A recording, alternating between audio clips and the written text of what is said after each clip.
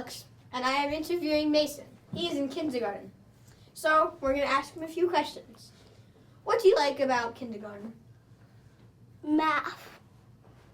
Cool. So, what's your favorite special? My favorite special is gym Cool. Why do you like gym? because you can go outside sometimes at gym. Yep. Be sure to dress warmly in the winter, though. So, what's your favorite ice cream? Vanilla and chocolate. Good choice. And what is your favorite color? Green. Why do you like green? Because that's my papa's favorite color. Cool. I'm Lily, and I'm here today to talk with Cadence. She's a new kindergartner. So, first question, what do you like most about kindergarten? Art. Why do you like art? Because I can draw and I like drawing. Cool. So, another question is, what's your favorite special? My favorite special is art. Why? Because I like drawing. What is your favorite ice cream? My favorite ice cream is chocolate. And the last question is, what is your favorite color?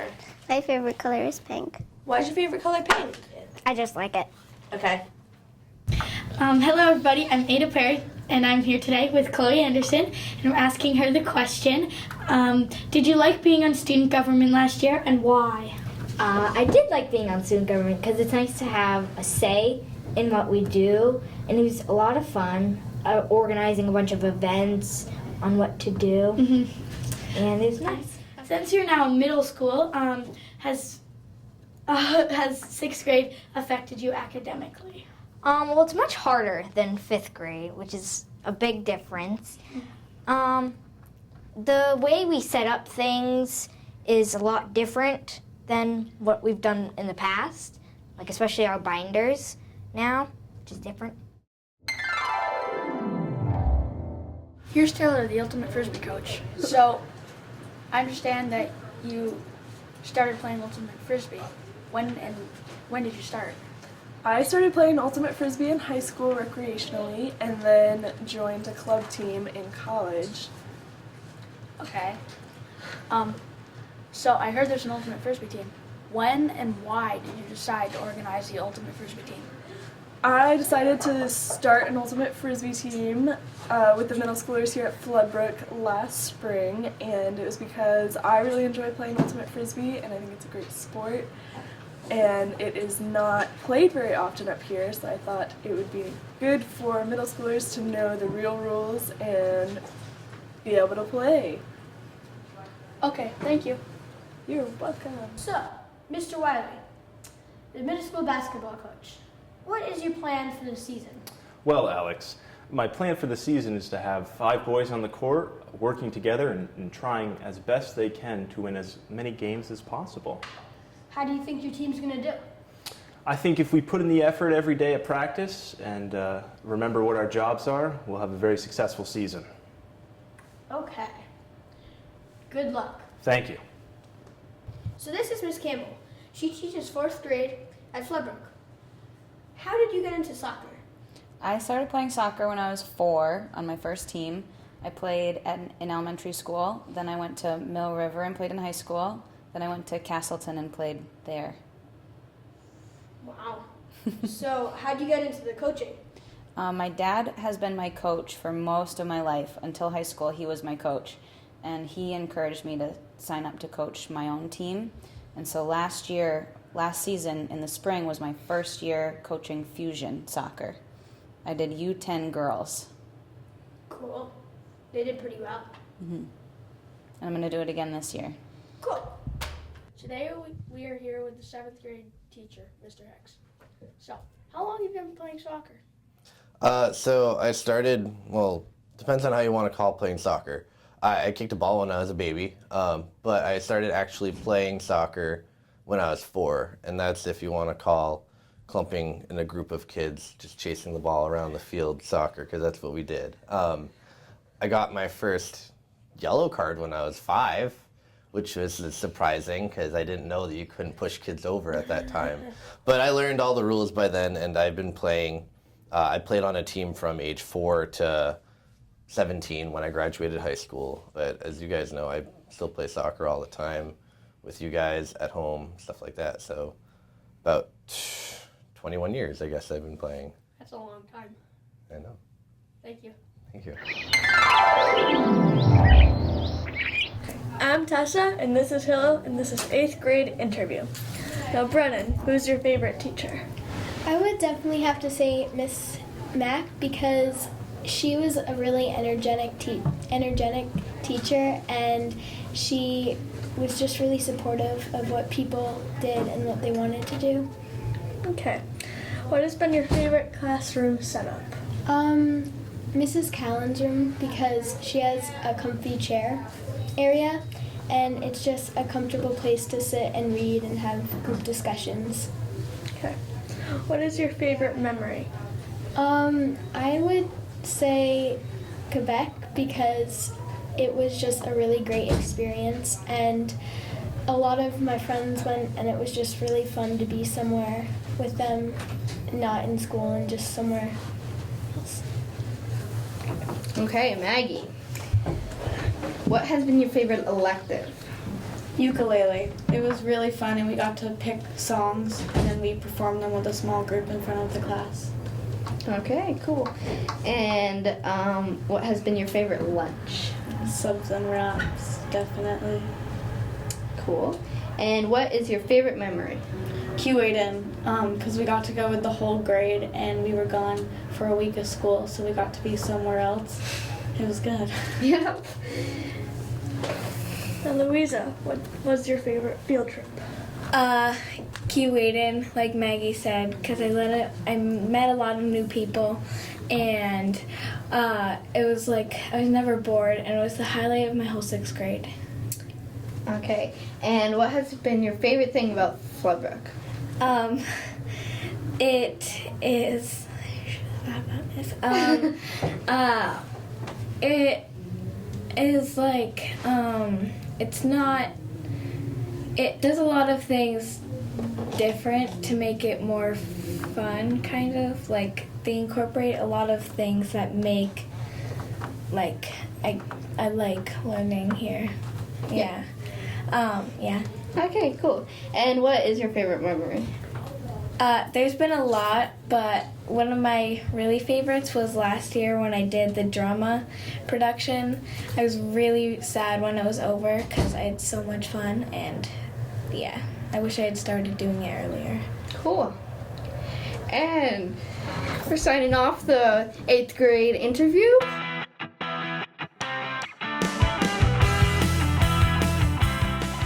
Hello, I am Alex, and I am interviewing Miss Forbes. I want to ask her how she got into skiing.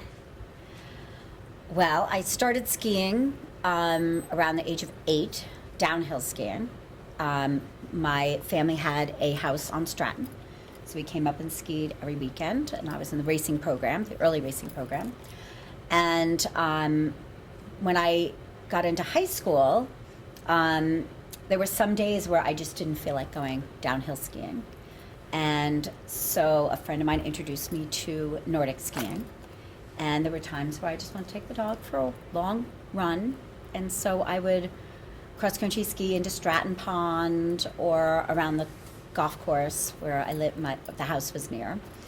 And then when I got married, there were trails behind our house, my husband's house, and he had 2 children.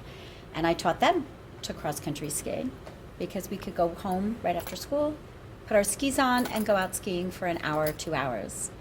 And it was just a great activity that you could do spur of the moment. You could do it for an hour or 2 hours. You could do it for the whole day. I didn't have to pack up a car like downhill skiing, and so I just fell in love with it. It was just easier. I bet your dog is very fit, and that is very interesting. Very. Today, I'm going to be interviewing Miss McAllister and Miss Forbes, and going to be asking them some questions. So first, I'm going to ask Miss McAllister, and the question is, how did you decide to become a teacher? Oh, how did I decide to become a teacher? It wasn't until my sophomore year of college. Okay. I went home for the summer, and my aunt got me a job, at a summer school for kids that had a lot of challenges. Some of them couldn't walk, some of them couldn't see, some of them couldn't hear. And I got to work with them all summer, and I fell in love with helping people figure things out and how to do things in different ways. So I changed my major and went into education. And the second question is, did you go to school to be anything else besides a teacher? I did. I started out wanting to go to school to be a writer, specifically a reporter.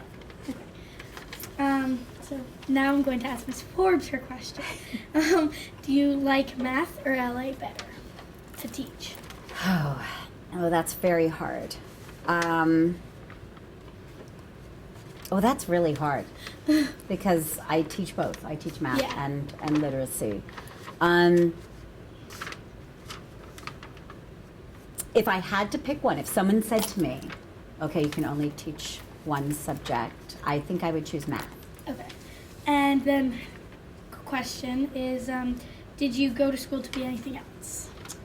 Other than a teacher. Actually, I did. I started out as a psychologist. Okay.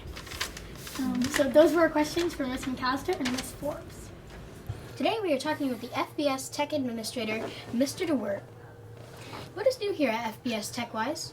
TechWise new that we have is our lab was recently upgraded. We have 27-inch iMacs in there that we purchased from another school who was doing an upgrade on their equipment. So that made a big difference in our Sam Lloyd lab.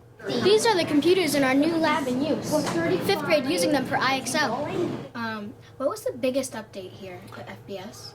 Probably the biggest update was 3 years ago we got MacBook Airs for our 7th and 8th grade students for our one-to-one program. So we did a nice upgrade for those guys for their one-to-ones. What was the biggest breakdown here at FBS? Biggest breakdown? Well, a recent one that comes to mind was about 3 weeks ago when we had issues with Comcast. Their system was not connecting and playing nice with ours, so our internet was going on and off for a few days. It seems as though it's cleared up and we're back up to speed. Why do we update here at FBS? Well, we update to try and stay up to speed with technology, virus protections, those kind of things as well. What is the future of technology here at FBS? Future, probably more one-to-ones. We're into 6th, 7th, and 8th grades right now with one-to-ones. We have laptop carts for 5th grade, some laptops for 4th grade as well. And we'll look at updating those guys as well to get them more of a one-to-one. Why is it harder for older people to use and understand some types of technology? I don't know that it's necessarily harder for older folks as much as it's easier for younger folks who have grown up with it. Using the things from day one as a young child, it's a lot easier to learn and pick up technology. Yeah. Hello, we are here with Sugar Bob at the Holiday Bazaar, and we are going to ask him a few questions. So, Sugar Bob, do you sell maple syrup for a living or a hobby? I sell maple syrup for a living now. I quit my regular job about a year ago and went into maple syrup full time. Of course, my specialty is the smoked maple syrup. Yeah, when did you start making maple syrup? Boy, about the time I got married 25 years ago, Sugar Ann taught me how to make maple syrup out of the trees in our front yard at the time. And her family's been making it since forever. So about 25 years for me. Cool. So what's your favorite part about the Holiday Bazaar? My favorite part about the Holiday Bazaar is lunch. I always come at lunchtime, and traditionally there was hot dogs and chili, but this year the kale soup and the quiche to die for. Okay, that's all. Thank you, Sugar. That's all. Well, thanks for interviewing. You guys are doing a great job. And did you get a sense of all the products we have for sale here today? Good. This is our regular maple syrup, our grade B, very dark, caramely, molassesy. This is our special barbecue sauce that we use in our pig roast that's super famous. Our flagship product, smoked maple syrup for cooking with. Savory dishes, sauces, marinades, dressings. Today's special, cranberry chutney, amazing. Often made with wild cranberries from the fields on Cody Road. And a couple of sizes of our standard maple syrup. Nice. Thank you. we are here with Kelly at the Holiday Bazaar, and we have a few questions for her. First question is, how long have you been at the Holiday Bazaar? I've been coming to the Holiday Bazaar for the last 3 years when my older son started kindergarten here. Cool. Why do you come to the Holiday Bazaar? I come to support my kids because they come to Floodbrook, and the Holiday Bazaar raises money for FIBSAC. Okay, and the last question, what is your favorite product that you make out of the ones that are here? My favorite product are probably the aprons, just because they're the most fun. Okay, thank you. Thank you.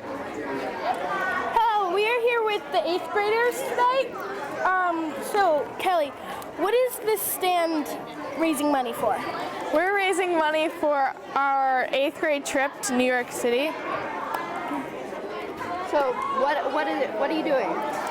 We have guessing like how much candy's in the jar. Like we counted how much is in a jar and then they have to guess, and whoever's the closest or guesses it right gets the jar. Nice. Thank you. Thank you. You're welcome. Do you want? Hi, we're here with Ella and Carl at the Holiday Bazaar, and we have a few questions for you. What are you doing here? Watching gingerbread, make sure that way nobody can eat it. Okay. What's the gingerbread? Like, what is it? It's just for like if you can it's a bid. So basically for instance, like if you wanted this, you had to bid a specific amount to get it. Let's just say $5. Cool. So, which gingerbread house is your personal favorite? The one with the fishing over there. Yeah, I like the one with the train. That one's cool. Okay, Yeah. thank you. Cool.